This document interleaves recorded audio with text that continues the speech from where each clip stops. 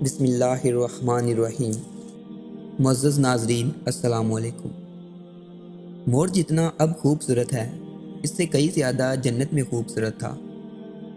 مور کی خوبصورتی پہ سبھی پرندے فدا تھے، لیکن ان سب خوبیوں کے باوجود مور سے ایسی کون سی خطا ہو گئی تھی جس سے اللہ تبارک و تعالیٰ نے مور کو جنت سے نکال دیا۔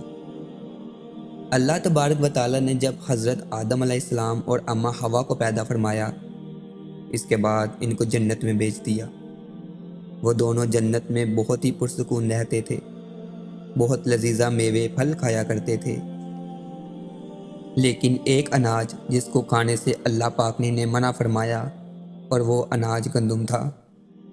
چونکہ شیطان حضرت آدم علیہ السلام کی وجہ سے ہی جنت سے نکالا جا چکا تھا، اسی وجہ سے شیطان کی حضرت آدم علیہ السلام سے دشمنی ہو گئی تھی۔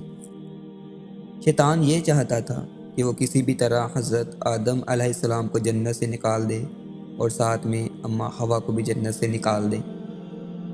جب شیطان کو یہ خبر ہوئی کہ حضرت آدم علیہ السلام کو تمام میوے کھانے کی اجازت ہے لیکن گندم کھانے کی اجازت نہیں ہے، تو شیطان انتقام کی آگ دل میں لیے جنت کے دروازے کے پاس بیٹھ گیا اور 300 سال تک وہاں پر بیٹھا رہا کہ کوئی جنت کے دروازے سے باہر آئے اور شیطان اس سے بات کر سکے۔ ایک دن اچانک مور جنت سے باہر آ گیا۔ شیطان اسے دیکھتے ہی بہت خوش ہو گیا۔ شیطان نے پوچھا، اے خوبصورت پرندے تم کون ہو؟ مور بولا کہ میں مور ہوں، اب تم اپنا تعارف کرواؤ۔ شیطان نے جواب دیا کہ میں عالم کروبیہ کا ایک فرشتہ ہوں، میں اللہ پاک کی عبادت سے ایک پل بھی غافل نہیں ہوں۔ میں چاہتا ہوں کہ میں جنت میں جاؤں، وہاں کی نعمتوں کا اپنی آنکھوں سے مشاہدہ کروں۔ شیطان مور سے کہنے لگا کہ تم مجھے جنت کے اندر لے جاؤ، میں تمہیں 3 ایسی باتیں بتاؤں گا جس سے تمہیں ابدی زندگی حاصل ہو جائے گی، تمہیں بڑھاپا اور بیماری نہیں آئے گی، تم ہمیشہ جنت میں ہی رہو گے۔ شیطان کی یہ باتیں سن کر لالچ میں آ کر مور نے کہا کہ مجھ میں تو اتنی طاقت نہیں ہے کہ میں تمہیں جنت کے اندر لے جاؤں، لیکن ایک سانپ میرا دوست ہے، وہ شاید تمہاری مدد کر سکے۔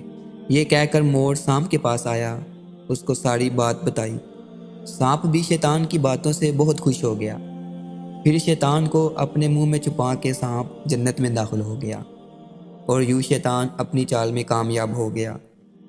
جنت کے تمام نگہبانوں کو یہ معلوم تھا کہ شیطان یہ چال چل رہا ہے اور جنت میں داخل ہو چکا ہے۔ فرشتے شیطان کو جنت سے نکالنے لگے، تب ہی اللہ پاک کا حکم ہوا کہ اس کو ابھی تک جنت میں ہی رہنے دیا جائے۔